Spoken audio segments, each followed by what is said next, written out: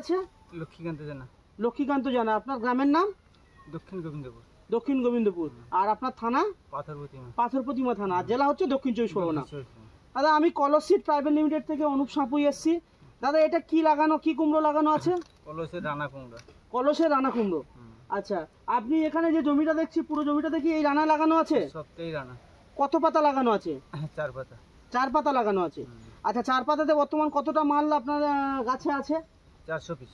400 piece মাল আছে। এবং মালের গড় সাইজ কত আছে? 5-6। 5 থেকে 6 কিলো মালের সাইজ আছে।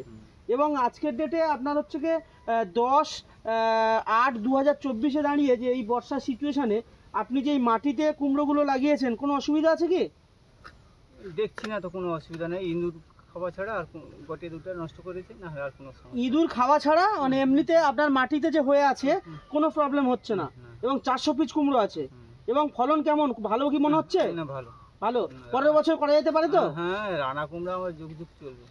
ঠিক আছে দাদা, রাখছি, নমস্কার।